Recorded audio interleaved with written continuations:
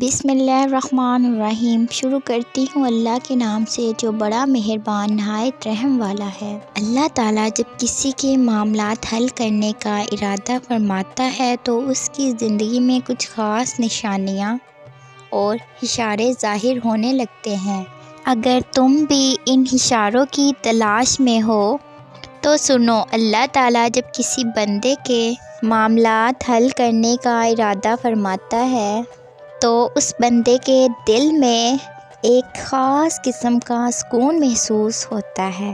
چاہے باہر کی دنیا میں کتنی ہی افراتفری ہو، یہ سکون اس بات کی علامت ہے کہ اللہ تعالیٰ اس کے معاملات کو سنبھال رہا ہے۔ اللہ تمہارے معاملات وہاں سے حل کر دے گا جہاں سے تم نے کبھی تصور بھی نہیں کیا ہوگا۔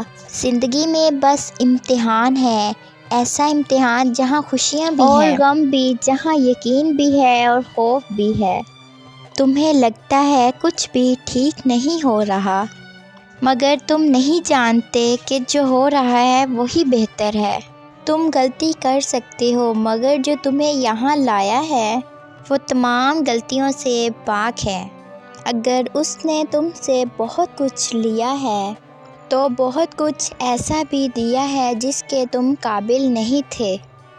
وہ تمہیں ایسی مشکل گھڑی میں جہاں تمہیں سب کچھ ناممکن نظر آتا ہے لاتا ہی اس لیے ہے تاکہ تم جان سکو کہ سب کچھ نصیب یا وقت نہیں ہوتا۔ کچھ چیزیں بس دعا کی محتاج ہوتی ہیں، پھر فرق نہیں پڑتا کہ دنیا رکاوٹ بنے یا پھر مقدر۔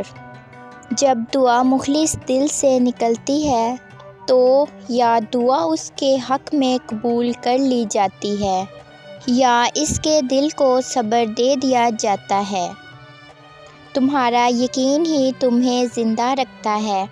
جس کا کوئی خیال نہیں کرتا اس کا اللہ خیال رکھتا ہے، اور اس کی آغوش سے بہترین اور محفوظ جگہ تو کوئی بھی نہیں ہے۔ زندگی کو اپنے مطابق بنانے کی کوشش کرنے والے احمق ہوتے ہیں۔ تم اللہ کے مطابق جینا سیکھ جاؤ، پھر وہ تمہارے مطابق زندگی کو بنا دے گا۔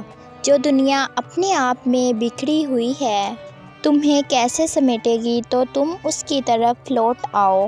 جو ایسے سمیٹ لیتا ہے کہ پھر کوئی توڑ نہیں سکتا، بس وہی ایک تمہارا ہے تو تم بھی اس کے بن جاؤ۔ جگ تمہارا بن جائے گا۔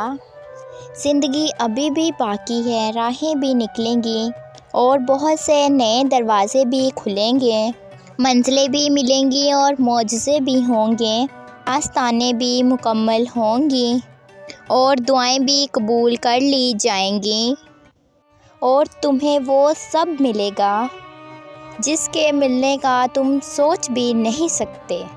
تمہارا اتنا طویل سفر طے کر کے یہاں تک آنا، تمہیں اس کا صلہ ضرور ملے گا، اور یوں ملے گا کہ تم راضی ہو جاؤ گے۔ جب اللہ چاہے گا سب بدل جائے گا۔ جو اب تک نہیں ہو سکا ایسا نہیں ہے کہ اب وہ کبھی نہیں ہو پائے گا۔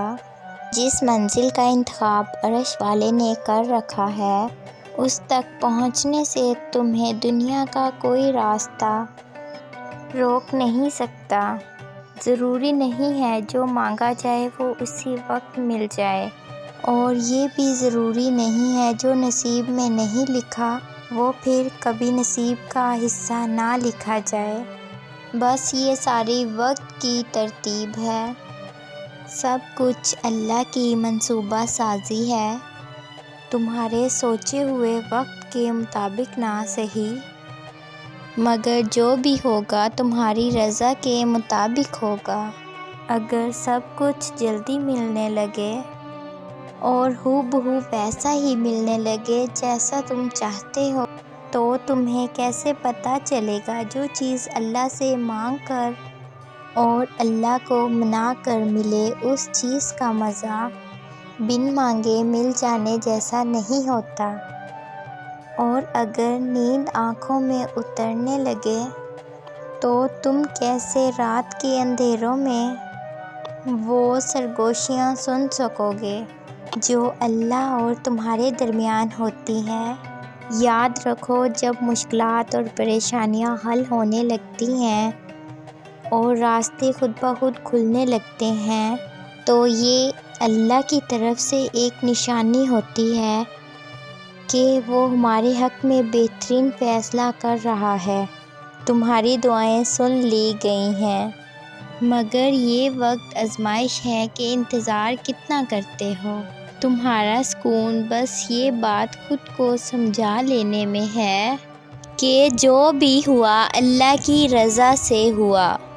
تو اگر دل کو حقیقت پر منانا مشکل ہو گیا ہے تو اس کو منا لو جو حقیقت کو بدل سکتا ہے۔ تو اس کو منانے کی ایک ہی تدبیر ہے، دعا، صبر، یقین اور انتظار۔ تم سے وابستہ یا پھر دور کیا جاتا ہے ہر چیز کو کسی نہ کسی مقصد کے تحت، اور وہ مقصد تم کبھی نہیں جان سکتے۔ بس تمہیں اتنا یقین رکھنا ہے کہ وہ مقصد خدا ہے، اور جو وہ جانتا ہے وہ تم کبھی جان سکتے۔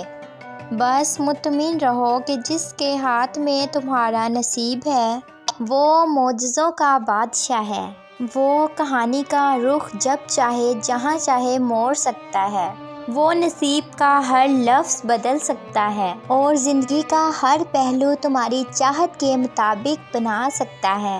تم اس کی مان لو، وہ تمہاری مان جائے گا۔ جزاک اللہ۔